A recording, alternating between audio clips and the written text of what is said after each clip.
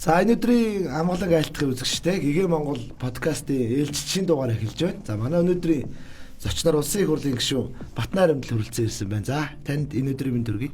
Танд ч гэсэн энэ өдрийн мэндийг хүргэе. Урьж оролцуулсан баярлалаа. За 2 дахь удаага манай подкаст орж байгаа шүү тийм ээ. Өмнө гишүүн болохоос өмнө гишүүн болоог багт нэг орсон баг тийм ээ. Бараг 2 жилийн өмнө. 2 жилийн өмнө баг тийм. Явуулгын дид сайд байлуу таач тэр. Тэгсэн баха. Тийм тэр үед орж.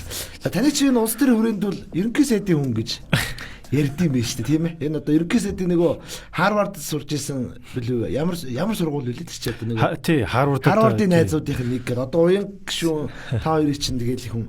Тэгээ одоо ерөнхий сайдтай асуулга тавиад байгаа нь ямар ч юмдий юм бэ гэж ингэж ярих юм. Зүгээр яг ерөнхий сайд та хоёрын үерхэл найз нөхөр тий найзууд юм уу ах トゥ юм уу юу энтэй соёлыг ярилцлага эхлэе гэж бодчих. Оюун ерөнхий сайд. Үгүй яг оюурд нь ерөнхий сайд тухайн үед Битээр Харвардад хамтдаа оюутан л байсан хүмүүс байхгүй.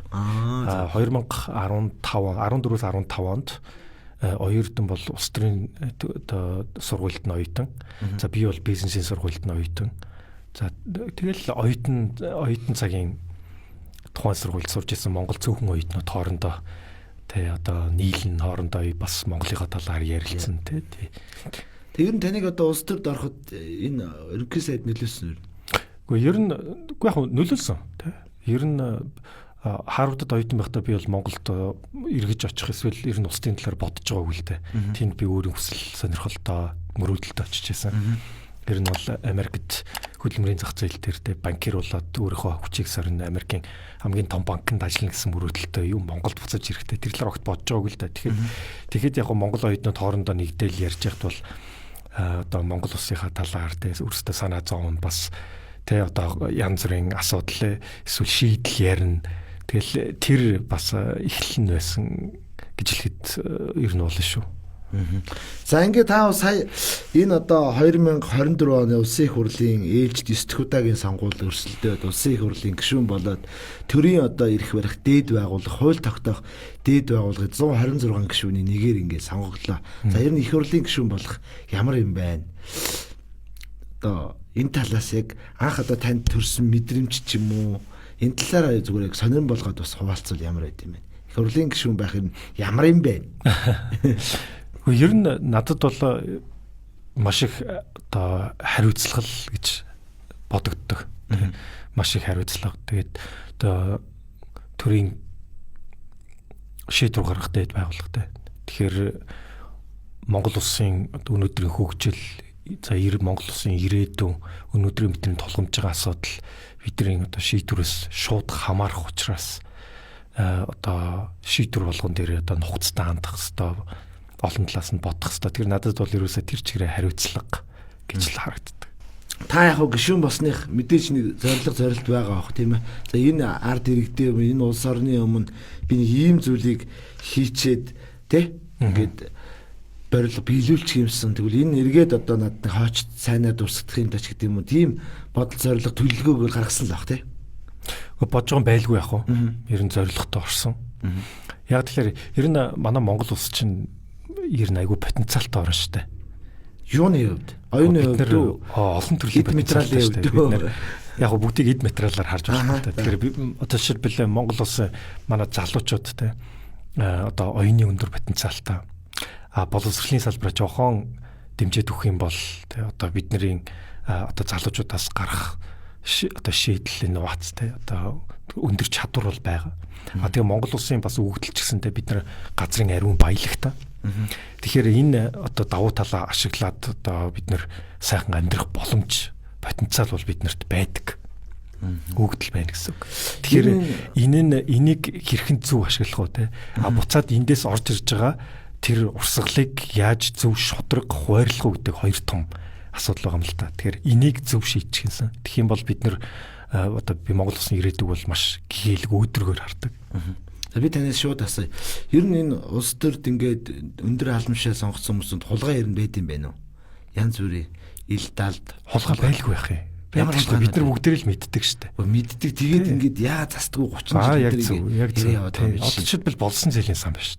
Болсон зэлийн сан тэр чирэл хулгай байсан штэ. Энд чинь татвар төлөгчдийн 1.4 тэрбум биш 1.4 их найдваргийн асуудал яригдсан шүү дээ. эн чинь 30 жилийн хугацаанд одоо нэгсэндээ татварлагчдын мөнгөөр те одоо санхүүжиж олон хүүхэд залуучууд суралцагчид те зээл тэтгэлэг буцалт хөдөлсөмж авсан. Энийний бас нэлээд том хувь нь бол тэр чигээр хулгай байсан шүү дээ. Тэгэхээр хулгайтай тэмцэж чадахгүй байна бид нар. Хулгайтай одоо жишээлбэл хулгайтай тэмцэхийн тулд нэгсэндээ эхлээд хулгай гэдгийг нь хүлээн зөвшөөрөх хэрэгтэй. Хулгай гэдгийг гаргаж ойлгуулах хэрэгтэй.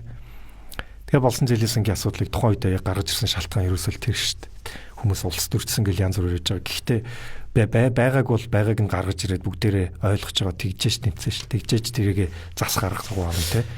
Тэгэхээр болсон зээлийн сан ч гэсэн одоо бүгдээрээ мэддэг боллоо шүү дээ. Яг үнийг хэлэхэд татварлагчдын мөнгөн дээр хэд ялгууртаа хандаж ирсэн. Төрийн өмч, төрийн мөнгө гэхээр одоо яг төрийн мөнгө гэж юу бах вэ? Татварлагчдын мөнгө л баггүй юу? Төрийн өмч гэж юу бах вэ?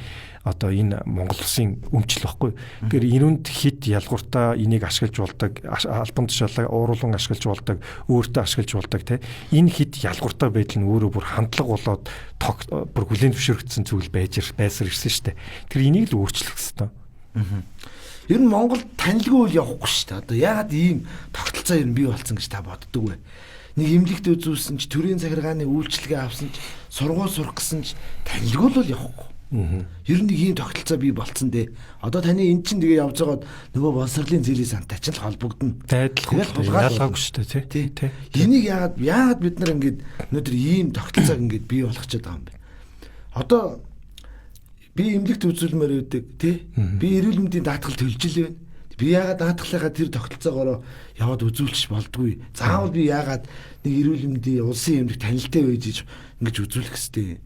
Тэгээ яагаад би сургууль сурахын тулд бас нэг дарга сайд ингэ танилтай байж тэндээс юм авч ингэж явах хэвтэй. Тэгээ эргээд энэ төлөгдгөө хариуцлага байдгүй. Боловсролын зээлийн сан гэл өндөө маш хэцүү үл ярьсан те.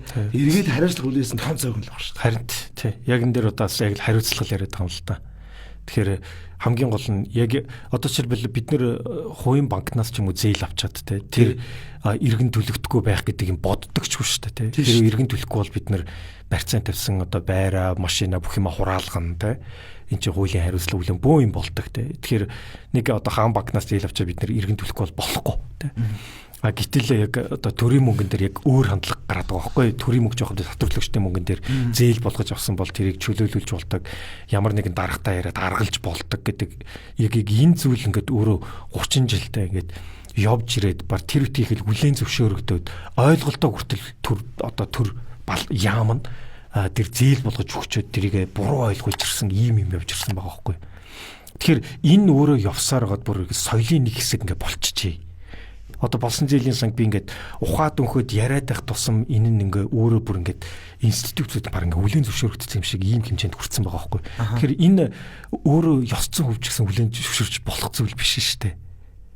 Тэ одоо татварлагчдын мөнгө гэдэг чинь одоо нөгөө хөлсөө урсгаж хүмүүсийн тэ хөдөлмөрлөж олсон мөнгнөөс авсан татвар шүү дээ. Тэгэхээр тэрүүнд ингээд хит ялгууртаа хандаж ирсэн энэ байдлыг бүр ингээд одоо соёл бол тэр соёлоор нь өөрчлөхгүй бол бидний өнөөдрийн энэ асуудал эмнэлэгт очиод одоо жишээлбэл заавал нэг танил эмчээр яриулдаг те. Тэгэхээр энэ ингээд өөрөө соёл болоод тогтцсон байхгүй. Энийг одоо өөрчлөхийн тулд одоо гашуунч шорвогч гаргаж ирээд те одоо олон хүний нүүл улаалгах чамаагүй гаргаж ирээд ярьж ажил бид нар өөрчлөлөө шүү дээ. Одоо энэ боловсролын зээлийн сангийн хулгай тэгээд яг мэдээлэлд ойр тийм үү? Эрх мэдэл албан тушаалд ойр хүмүүсийн л үр хүүхэд, найз нөхдийн үр хүүхэд ийм хүмүүс л тансурцсан байл шүү дээ. Жирийн нэг малчин айлын хүүхэд юм уу? Тий хөдөө суманд юм уу? Бүр хязгаар нутагт байдаг тийм хүмүүсийн хүүхдүүд сурах хязгаар нутаг гэдгийг хэлтэй. Тэр одоо Харвардын тэнцээд хүртэл авдаггүй л байсан юм явж ирсэн байгаа байхгүй. Тэгэхээр энийг өөрчлөх хэрэгтэй. Энэ өөрчлөлт бол өөрөө уул нь бол тийм одоо хүнд өөрчлөлт биш үү байхгүй тий. Гэхдээ яг хуу энд бас нэг зүйлийг хэлэх хэрэгтэй. Энд бас шударгаар юусан залуучууч байгаа тий. Шударгаар юусан нэг хэсэг байгаа тий. Буцаж ирээд эх орондоо хувь нэмрээ оруулж байгаа нэг хэсэг байна. Гэхдээ бас нөгөө талаасаа тий одоо бас яг үнийг хэлэхэд хуулийн бус тий дүрмийн журмын бус ёс бус явчаад тий тэрийг хизээж иргэн төлдөггүй бүр алга болцсон ийм хэсгийг аваачаад нэг сагсан дотор ингээл байлгаад байгаа та тий аль талаасаа бухимдалтай яваад байгаа юм л та. Тэгэхээр энийг одоо ялгаж салах хэвээр. Гэхдээ бас яг одоо татварлагчийн мөнгөөр зээлгээд аваад зээлийн гэрээ байгуулаа явсан бол тэр эргэж ирээд одоо чөлөөлждөг, хүчингүй болгочдөг. Энийг ийм ойлголт хизээч байж болохгүй зүйл байхгүй. Иргэнд зээл болсон бол иргэн төлөгдөх ёстой. Буцаа дараагийн хүүхдэд боломж олгох ёстой байхгүй. Тэг яг энэ гарч ирээд одоо бол бүгдээрээ ойлгодог боллоо. За өнөөдөр ингээд яг болсон жилийн сангийн дотоод гадаад гэсэн хоёр үндсэн зээл байгаа юм л да. Тэгээд дотоод зээл нь бол ингээд жишээлбэл 98% иргэн төлөлтөд сайн явж ирсэн байхгүй юу. Тэгэхээр дотоод зээл авлаа ямар нэгэн байдлаар дипломыг хураагаад Монгол банкны тэр одоо бидний хэлдгээр саарлж гсалтанд оруулаад ирсэн. Тийм учраас зээл иргэн төлөлт нь яваад идэг. Гэтэл нөгөө гадаад зээл шүү дээ. 400 тэрбум төгрөгийн асуудал яригдсан шүү. Энэ одоо хүртэл 300 одоо жишээлбэл 40-50 тэрбум иргэн төлөгдөөгүй байна. Иргэн төлөлтөнд дөнгөж 4% хувьтай байна. Асуудал болгож гаргаж ирээд 2 жил ярьсан яриад 14 орчим тэрбум төгрөгөл иргэн төлөгдсөн байна. Дахиад бид нар 340 тэрбум иргэн төлөвлөх хэрэгтэй. Тэгжээж 5 бодтой 340 тэрбум иргэн төлөгдөх юм бол хичнээн хүүхдийг бид нар боловсролтой болгож чадахгүй.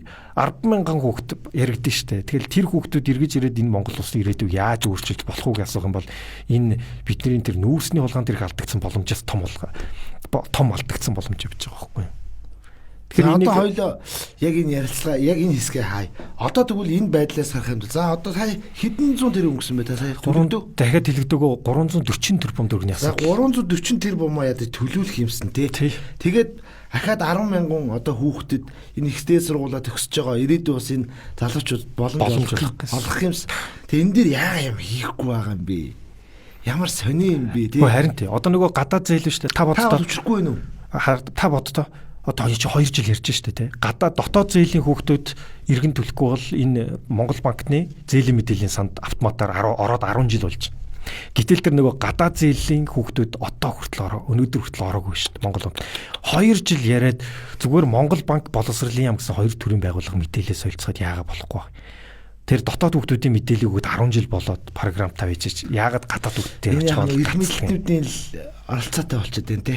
Ер нь бол шулуухан хэлгээд харин ийм л байдал байна. Тэгэхээр энийг яг би өнөөдөр одоо гүйцэтгэх засаглалт байхгүй шүү дээ. Би бол их хурлын парламент дээр байгаа те. Тэгэхээр парламент яах вэ гэхээр парламент чиглэл өгнө.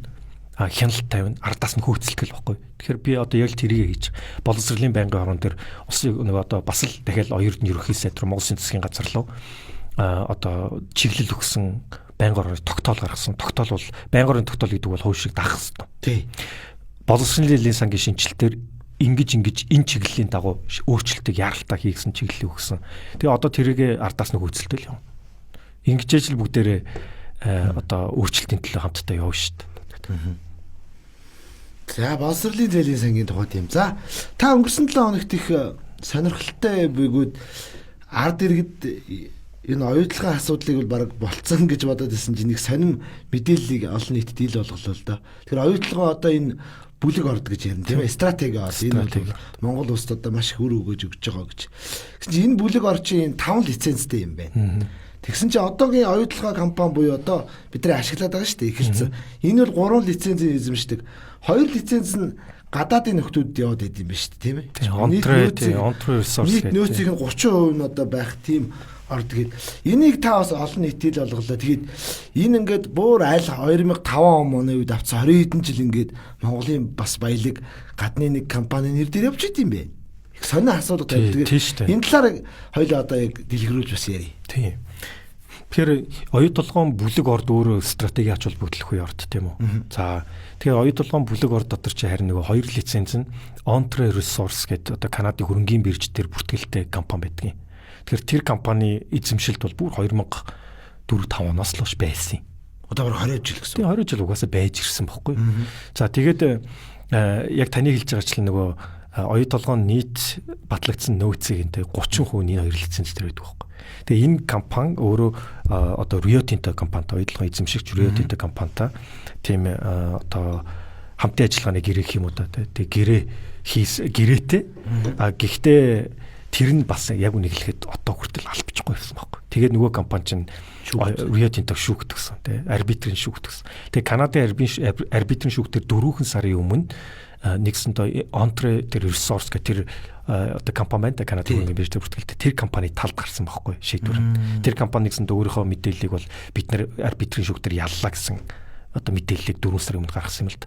Тэгээ би тэрийг нь гадны мэдээллээс олж уншаад яг тухайн үед гинет гараад ирсэн юм шиг л да. Би нэг эдийн засгийн байнгын орон дээр ганц төмөр сайдыг орж ирсэн асуусан байхгүй. Ийм арбитрийн шүүхтэр онтрыг ялчлаа штэ. Тэгэхээр Монголын талд энэ юу гэсэн үг вэ гэд би тухайн үед асууж байхад бол засгийн газар надад хариу өгөөгүй байхгүй. Тийм учраас өнөөдөр би ингээд асуулга тавьж байгаа. Ингэж олон нийтийн анхааралд авчираад энэ дээр бид нэр анхаарах ёстой.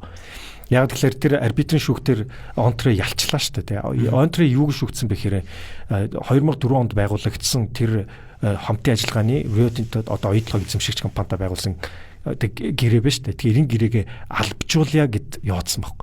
Тэгэд саяхан дөнгөж 2 сарын өмнө Rio Tinto энэ арбитрийн шүүхийн гаргасан шийдвэрийн дагуу энэ гэрээгээ одоо Rio Tinto болон Ontario Resource-ийн гэрээгээ албажуулсан.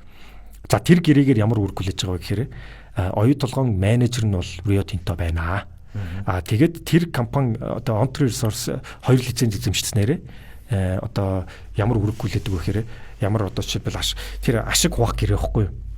Тэр одоо лицензээр байгаа одоо ордын тий одоо ашигын 20-30%-ийг Ontario шууд авнаа. Ямар нэгэн зардал нэгч төгрөг гарахгүйгээр нэгсэнд авнаа гэсэн ийм гэрээ ихгүй. За би танд энэ харуулъя л да. Энэ одоо яг зурган дээр маш ойлгомжтой болдгийг. Оюутлогоо одоо нэг бүлэг орд харагдаж байна гэдэг. За энэ ингээд оюутлогын бүлэг орд. За энэ хоёр цэнхэр өнгөтэй нь болохоор тэр Ontario оюутлогын хамтарсан компани эзэмшилтэй байгаа лиценз байхгүй юу? За тэгээд энэ оюутлогын одоо нөгөө том юу чи энэ шүү дээ. Энэ бүлэг одоо нөгөө хөдөр нь ихгүй юу? Одоо тэ зис малвд тий одоо энэ газрын доргоц. За тэгээд энэ өнгөтөр эн чи үргэлжилж явсаргаад энэ хардаа энэ 1 2 гэдэг энэ өнгөтөр хэсэг нь энэ хамтарсан компани эзэмшлийн лиценз рүү орчиж байгаа. Энэ хэсэг. За тэгээд дээрэс нь нөгөө талдаа энэ жавхлант лиценз гэдэг энэ бас Ontario эзэмшдэг лиценз. Энэ хоёр дээр бас одоо хэрүүга гэдээ ордог. Тэгэхээр эн чи ингээд нийт бүлэг ордынхоо 30% нөхгүй 30 орчим хувь нь бүл нөөцийнх нь гэсэн үг.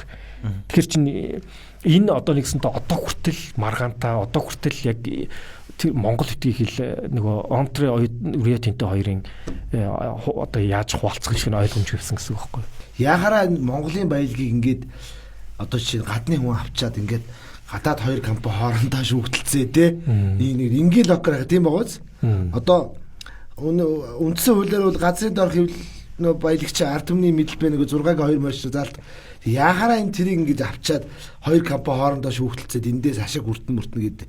Энэ ард иргэд нааш хизээ ашиг хүртэх юм. Тэгэхээр энэ дээр нөгөө тэгэхээр энэ дээр миний орж ирж байгаа зүйл юу гэхээр энэ дээр нөгөө Монголын талын стратеги урд учраас энэ одоо яг үндсэн хуулийн 6-гийн 2-д бол энэ та хэлж ин л та яг энэ бол одоо газрын доорх баялаг бол төрийн нийтийн өмч буюу ард түмний өмч. За тэгээд стратегийн урд бол бид нар 34-өөс одоо 50% хүртэл эзэмшихтэй одоо үндсэн хуулийн одоо ашиглалтын хуулийн одоо заалттай байхгүй. Тэгэхээр Монголын тал тэр энэ хоёр компани дээр Ontario дээр байгаа Ontario лиценз дээр байгаа баялагын хэдэн хувийг нь авах вэ? Ямар хуваар эсвэл ямар амнаатаар тэ одоо эзэмших вэ гэдэг нь одоо хүртэл ойлгомжгүй яваад байгаа байхгүй. Тэгэхээр бид нар Монголын тал яах юм бэ? Манай тал ямар хувь эзэмшээд эсвэл ямар амнаатаар орлуулад тэр баялагаас яаж хувь хүртэх вэ гэдгээ одоо тодорхойлооч л гэдэг юм засгийн газрыг. Тэгэхээр та ойлгомжгүй явж байгаа зү. Яг гоо гэхдээ энэ дэр бас нэг зүйл байгаа. Одоо жишээлбэл одоо Rio Tinto шиг гадаад компани Монголд ингээд та ингээд уулуурхаан баялаг эзэмшээд ингээд гэж штэ тий. Яг гоо уулуурхаан баялагийг ингээд одоо жишээлбэл оюу толгой шиг тийм том гүний ордыг тий. Одоо Rio Tinto шиг дэлхийн хэмжээний компани л хийж чадах зүйл байхгүй. Тэгэхээр хийж чадах компани ирээд тэр ур чадварыг өөр эзэмшдэг цөөхөн компани л байгаа штэ. Тэр газрын 1000 метр ухаад тэгээ тэр дор баг хот шиг юм бариад тэгжээж хөдрөө олборлож штэ. Тэгэхээр тэрийг хийж чадах цөөхөн компани байна. Тэгэхээр тэр компани Монголд орж ирээд ингээд үйл ажиллагаагаа явуулаад энэ дэлхийн хэмжээний ордыг эдийн засгийн эргэлтэнд оруулж байгаа сайн хэрэг. Зүгээр энэ дээр Монгол улс үндсэн хуулийнхаа олгогдсон ирэхээр хувь яг эндээс ямар одоо орлого олох уу нийт өгөөжийн дийлэнх нь Монголын талд ногдох гэдэг зарчмаа л биелүүлэхэд болчихж байгаа байхгүй юу? Тийг асуулт байна. Анх эн чинь засгийн газар одоо энэ оюутлогын ордыг ашиглах гэрээ байгуулсан байгаа шүү дээ. 2009 онд.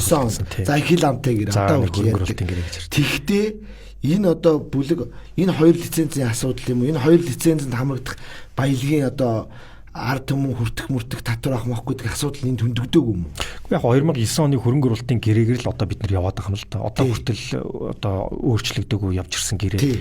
Тэгэхээр яг энэ гэрээн дээр бол яг л уул нь бол тэр Монголын талын одоо авах өгөөж тэр бүгдийг тусгаал явсан л да. Гэхдээ энэ чинь одоо энэ оюутлогын бүлэг орд чинь оюутлогын бүтээн байгуулалт байна те. Одоо 2009-ээс одоо 25 онд хүртэл 16 жилийн турш явж ирсэн бүтээн байгуулалт өөрөө маш нэгсэндээ бас л дээшээ доошо хилбэлцэж явсан байхгүй. Маш их хөрөнгө оруулалт шаардсан, маш их зээл авсан. Тэр зээл нь Монголын тал нь болохоор бүр зээл болгоод нэгэнд мөнгө гаргаж чадахгүй болохоор зээл болгоод амар өндөр хүүтэй аваад тэр өндөр хүүнийхэн хүүн тооцогчсаргаа Монгол өөрөө өрөнд орж үлдэх ийм хэмжээр үл очсон байсан байхгүй юу.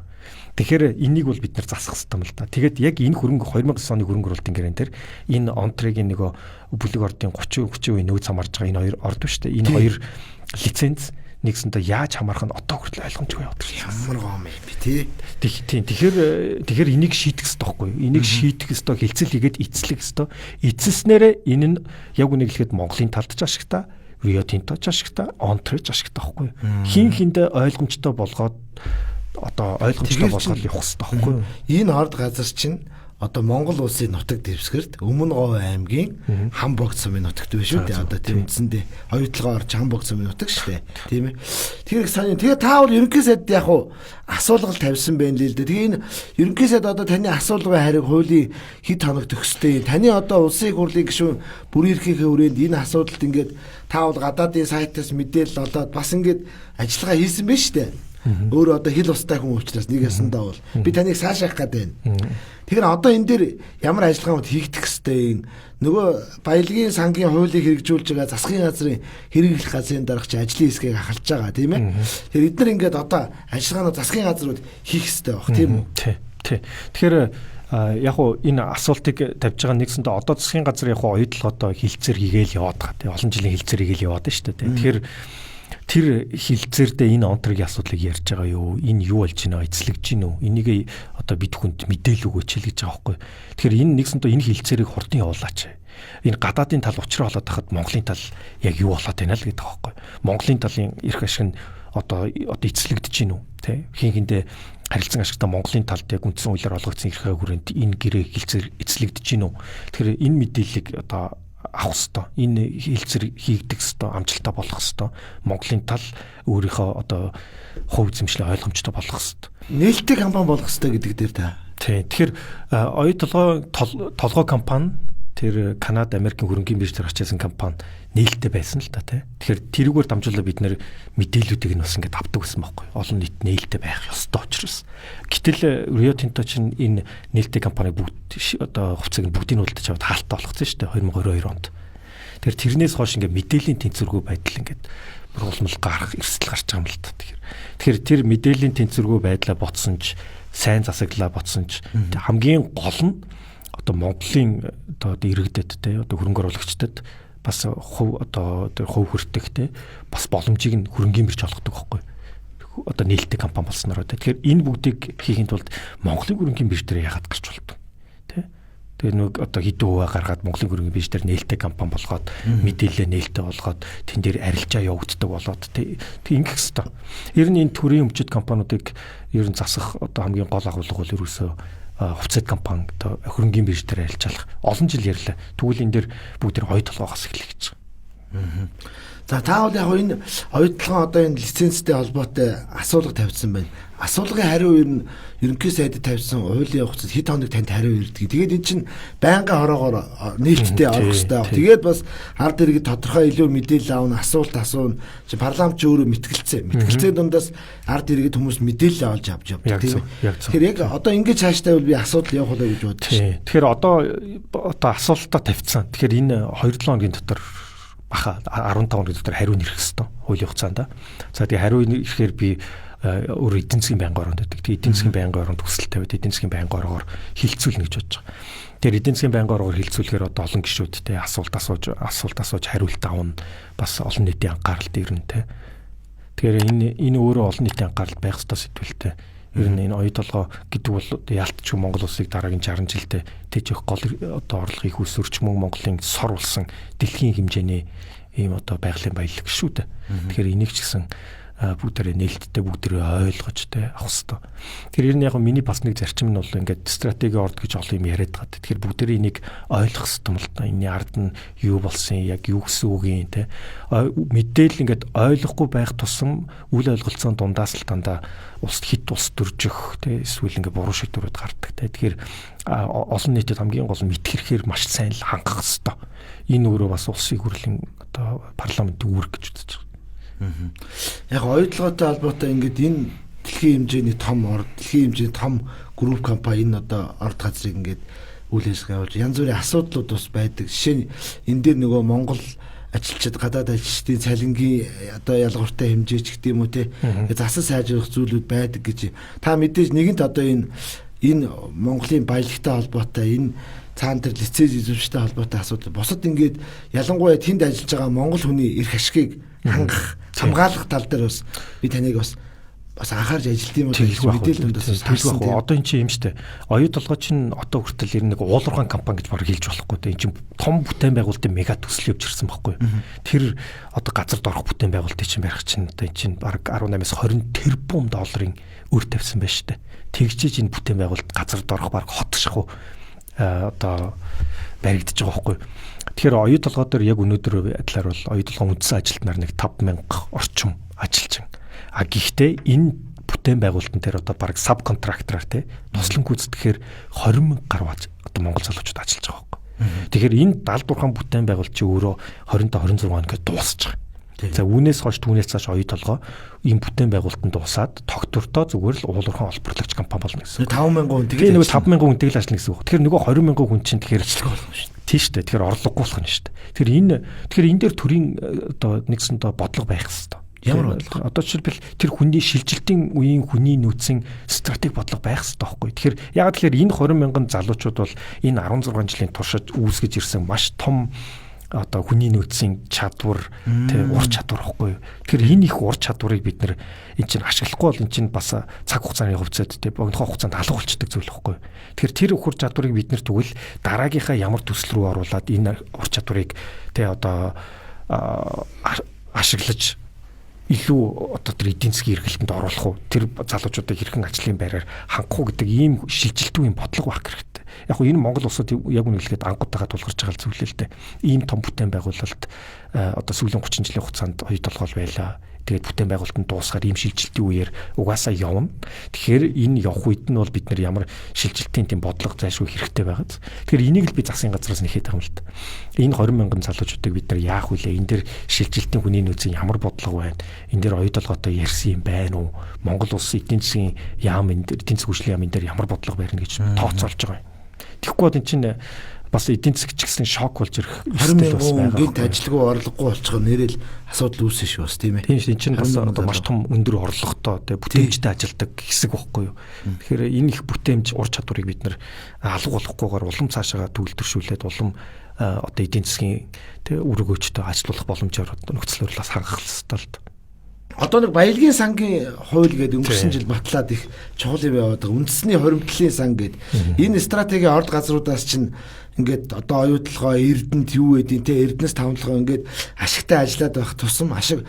Тэгээ тэр нэг иргэдийн дансрал ороод байгаа шүү дээ. За өнгөрсөн жил бол нэг иргэн бүр их 130 хэдэн мянган төгрөг орсноо да. Тэгэхээр одоо цаашдаа энийг бид нар яаж нэмэгдүүлэх боломжууд ер нь байгаа юм уу? Энэ тал дээр та одоо хоёулын уул уурхайтай холбоотой яриад шүү. Үндэсний баялагын сангийн тухай хуулийг одоо миний хувьд сүүлийн бараг 7 жил те одоо хуулийн драфтан дээр би дэд сайд багтаа 3 жил ажиллалаа те олон жил ярьж явлаа. Тэгээд тухайн ярьж явахад бол одоо нэг сэдв болдгоо нэг хүмүүс тоодгүй байсан. Одоо ингээд бүр гоё хэрэгжиж явж байгаад нь бол миний хувьд маш их баяртай байдаг.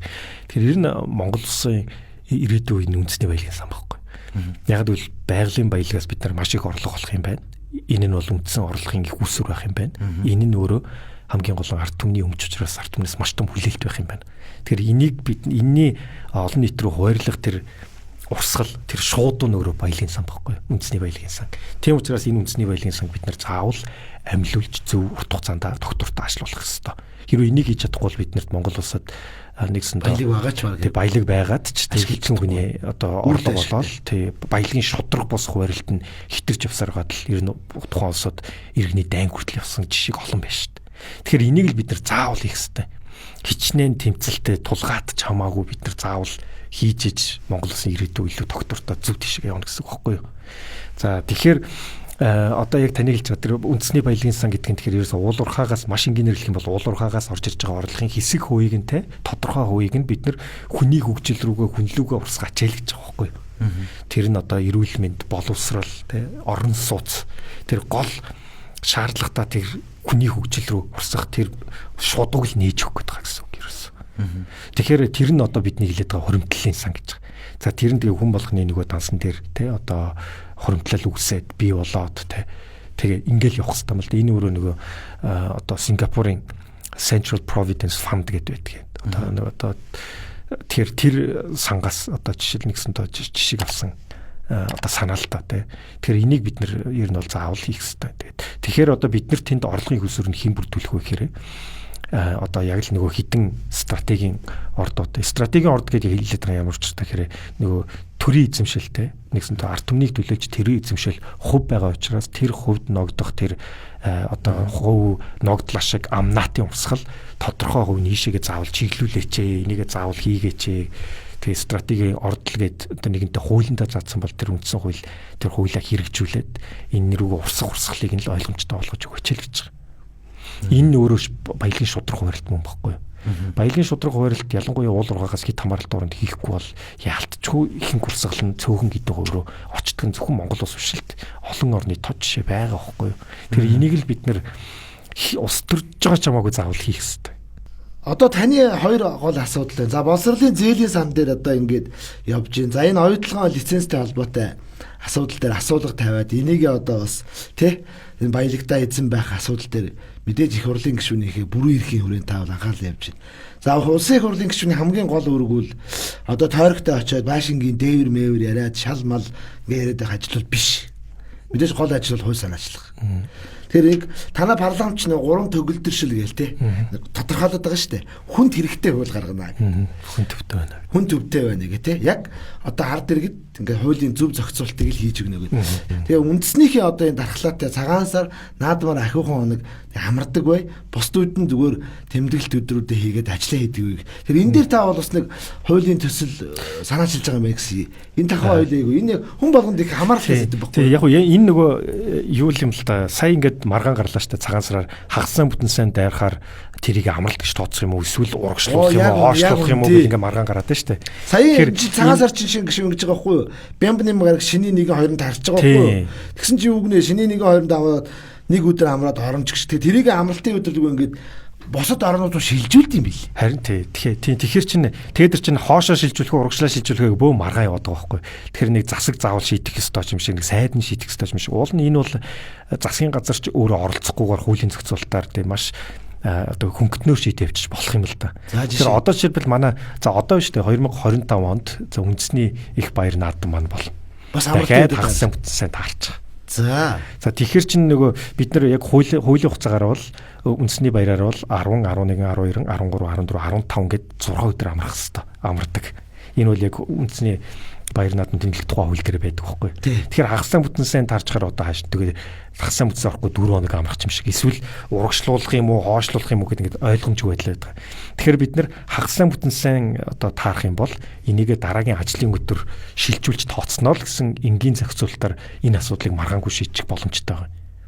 Тэр нэгсэнтэй олон улсад одоо Америк ч юм уу те ямар жишээ байдаг вэ гэхээр хагасан бүтэн амралт таарах юм бол тэрийг дараагийн одоо 7 хоногийн 1-р 2-р руугаа шилжүүлчихдэг байхгүй. Тэгэл бид нэр амралтаа тооцож гэнэ гэсэн үг байхгүй.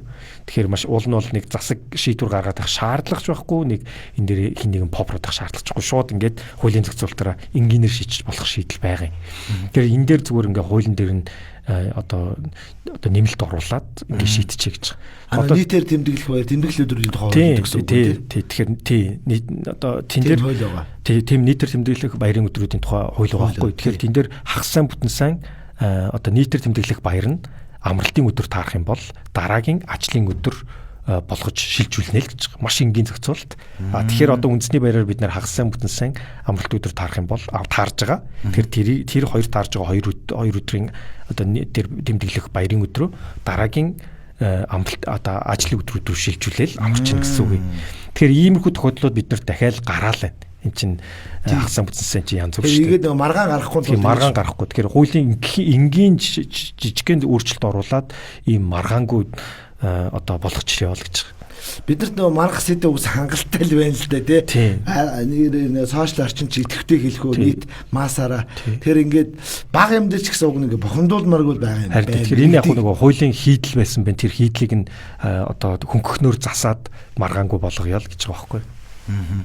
За өөр та одоо гол энэ хуулийн төслүүд дээр юу яаж ажлын хэсгүүд ажиллаж байгаа юм бол одоо их хурлын гишүүний гол ажил бол биелээд шал угаах машин байшингийн дээвэр мөр тойрог мөрөг тэр үл бодлогын биш шүү дээ. Уг нь бол яг хуус ажил. Тэгэхээр манай их хурлын гишүүд хитрхи их ингээ буруу байсан. Одоо энэ 126 болохоор би ингээ нэг зөв зам руу явах болоо гэж. Одоо яг тань шиг ингээд ийм хуулийн хийдлээ байл тэрийг засч өгөх тий залруулах. За улсын хурлын даргын захирамжаар байгуулагдсан нэг олон ажлын хэсэг гарсан. Тэгэхээр тэрний нэг чухал ажлын хэсэг нь одоо стандартын эрх зүйн орчныг илүү боловсронгуй болох ажлын хэсэг миний хувьд хахалж байгаа. Тэгэхээр стандартын эрх зүйн орчныг боловсронгуй болох. Йоо бурхан ямар чухал асуудал байна. Энэ тий айгүй чухал асуудал байна. Стандарт байхгүйгаас болж өнөөдөр хамаг юм баларж штэ. Тэгэхээр бүх юм дураараа болдог штэ. Харин тий. Тэгэхээр ялангуяа тэр дундаа жишээлбэл хүний эрүүл мэндтэй одоо хүнс хүрээлэн буй орчин эднэртэй холбоотой стандарт бол энэ чинь аминд чулсан чухал асуудал байхгүй. Тэгэхээр одоо жишээлбэл хүнсэн дээр ярих юм бол бид нэр дотоодын үйлдвэрлэл импорт тий. Тэгэхээр тэр стандарт хангаж гинүү гэдэг бидний эрүүл мэнд амь насны асуудал яригдах зүйлс. Тэгээд дээрэс нь одоо жишээлбэл Улаанбаатар хотын одоо замд үгжрэл гэл ингээл стандарт ярих юм бол бидний амьдралд ингээд одоо нэгсэнтэй саадыг уул нь илүү хялбархнаар тий одоо шийдэх ёстой шийдлүүд шүү дээ. Тэгэхээр энэ хэрэгжихгүйгээс болоод энэ зохицуулалт одоо сул байснаас болоод одоо бидэнд тулгамж байгаа одоо асуудлуудын бас дийлэнх нь байгаа юм л да. Тэгэхээр энэ дээр бид нар ажлын хэсгийн хүрээнд бол одоо стандарт орчныг хэрхэн одоо илүү боловсронгуй болохгүй. За тэр дундаа яг зохицуулагч гол хууль байгаа. Тэр нь нэг урт нэртэй хууль юм л да.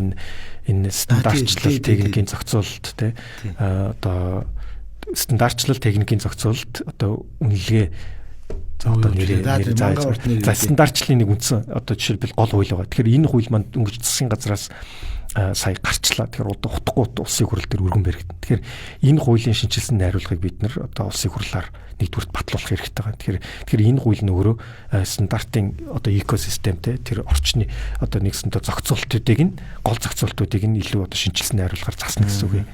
За тэгээд тэрнээс гадна цаашлаад бид нэр заавал даган мөрдөх ёстой стандартууд байна. Тэгэхээр энэний хэрэгжилтэн дээр бид нэр илүү боловсронгуй болгож хяналттай авах зайлшгүй шаардлага байна гэж харж байгаа. Тэгэхээр ялангуяа одоо мэдээж салбар болгон өөр стандарттай тий. Монгол улс одоо нийтдээ бараг 6700 орчим стандарт батлагдсанаас ойролцоогоор 40 орчим хүн л яг олон улсын стандартын хэмжээнд байдаг. Тэгээд салбар болгон дээр одоо хуучирсан зайлшгүй шинжилэн шаардлагатай маш олон стандартууд байна. Энэ процесс өөрөө хитрхи бас удаан одоо санхүүгийн асуудлаас болоод гацсан маш олон тохиолдлууд байгаа байхгүй. Тэгэхээр тэр дундаа яг бидний авч үзэж байгаа салбар эрүүл мэндийн салбар байна. Хүнсний салбар байна. Тэг хүрээлэн буй орчин байна. Тэгэхээр эдгээр бол эднэрийн стандарт бол хүний амь нас эрүүл мэндтэй шууд холбоотой салбар тоххой. Тэгэхээр энэ дээр ялангуяа чухалчилж авч үзэх хэрэг байх. За тэгээд дээрэс нь бас энэ стандартыг хамгийн гол нь дагаж мөрдүүлэх дээр асуудал байгаад байна шүү дээ. Тэгэхээр тэн дээр ямар нэгэн маш ойлгомжтой яг нэгдсэн зохицуулт байна уу гэвэл бас энэ дээр асуудлууд бас байна. Тэгэхээр яг тэгэхээр бид нар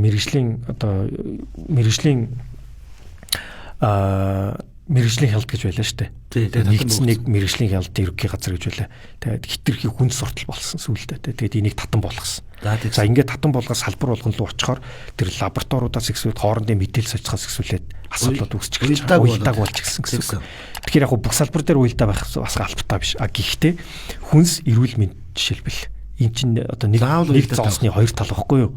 Тэгэхээр энэний жишээлбэл хоорондын уялдаа хяналтын механизм өөрөө хамтарсан байх зайлшгүй шаардлага байна гэдгийг салбарын зүгээс гаргадаг. Тэгэхээр саяхан жишээлбэл энэ хаврын чуулган эхлэхээс өмнө завсралгаанаар салбарын 3 хоногийн хилцүүлэх хилэлт яг эрүүл мэндийн салбар, хүнсний салбар, за хүрээлэн буй орчны салбар, барилгын салбарын бүгдийг авчираад өөрсдөр нь асуудлыг яриулаа, шийдлүүдийг нь гаргууллаа. Тэгээд тэр салбар тэндээс юу гэж ямар дүгнэлт гарч ийнэ гэхээр яг хүнс имийг нэгдсэн системээр одоо жишээлбэл хяналтыг нь тавьдаг, зайлшгүй даган бүрдэх зүйлсээ хийж гин үгүй бидний хүнс авж байгаа хүнс эрүүл мэндийн стандарт хангаж гин үү? Бидний тэр импортоор орж ирж байгаа хүнс эрүүл мэндийн салбар яг бидний одоо амь насанд тий аюулгүй юу гэдгийг жишээлбэл өнөөдөр бид нар хэлэхэд хэцүү байгаа байхгүй. Одоо бид нар импортоор орж гайлынх нь юу гэж ярьдаг вэ? Ямар перцентаж тавьж гин гэхээр гаднаас авж байгаа хүнсний 99% нь шаардлага хангасан байна гэж. Гэтэ энийг бид нар энд итгэх үү? Та итгэх үү? Энд итгэх хүн байхгүй шүү дээ. Тэгэхээр бидний лабораторийн хүчин чадлаас ихсүүлээд маш олон асуудал байгаа. Бид нар өнөөдөр агаарын бохирдол донд амьдарч байна. Маш их агаарын бохирдлонтэй. Гэхдээ бид нар агаарын бохирдол дотроо жишээлбэл хүнд металлын агуулга бид нар хэмжиж чаддаггүй шүү дээ. Яг л тэрний хэмжих лабораторийн хүчин чадал байхгүй 30 жилийн явж байна. Бид нар агаарын бохирдолтой гэж яриад байдаг мөртлөө 6хан төрлөөр хэмждэг. Гэтэл цаана дахиад 320 төрлийн одоо хүнд металлын наривчлсан агуулгыг хэмжих зайлшгүй шаардлага. Тэгжээж бидний агаарын бохирдол яг ямар түвшинд байгаа гэдгийг ойлгоно. Гэтэл бид нарт одоо хүртэл тэрийг хэмждэг лабораторигүй л байгаа байхгүй юу? Тэгэхээр гих мэдчлэн маш олон асуудлууд байна. Тэгэхээр тэрийг бид нар зайлшгүй шийдчихэж бид нар стандартын асуудлыг ярих хэмжээнд байгаа байхгүй юу? Тэгэхээр энэ болгон дээр бид нар одоо нэг шийдэл гаргах хэрэгтэй байна. Тэгэхээр ер нь бид нар лаборатори гэдэг бүр тэр чигт нь хайж 30 жил явж ирсэн байна. Гэтэл лабораторигүйгээр бид нар одоо энэ тийш дээ бид нар гаднаас орж ирж байгаа хүнснийхээ яг эрүүл мэндийн шаардлага хангаж гинэ гэдэг бид нар лаборатори байж хэмжиж хянана. Гэх мэтчлэн жишээлбэл маш олон асуудлуудыг бол салбарын өөрсдөө хүндэж тавьж байгаа. Тэр нэг бид нар нэг шийдвэр гаргахээс асуудлыг төвшүүлэхээс энэ салбар өөрөө асуудлаа мэдж байгаа, шийдлээ мэдж байгаа шүү дээ. Тэгэхээр тэднэрээс бид нар нийтдээ ингээд зөвлөмж гаргасан. Тэгэхээр тэр зөвлөмжийнхаа хүрээнд одоо шаардлагатай шийдвэрүүдийг, хяналтуудыг те зайлшгүй тавьж явах хэрэгтэй юм бэл. За ингээд та бүхэн ярилцах цаг өндөрлөж байна. За ингээд бас нэлээд хэдэн асуудлаар ярилаа, тодорхой мэдээллүүд ч өгсөн байх гэж байна. Тэгээд цаг зав гаргаж одоо бидний ярилцсанд очсон танд баярлалаа, ажлын амжилт хүсье. За баярлалаа. Баярлалаа. ГГ Монгол подкастын энэ удаагийн дугаар энэ төрөй өндөрлөж байна. За манай өнөөдрийн зочноор Улсын их хурлын гишүүн Батнайр оролцлоо.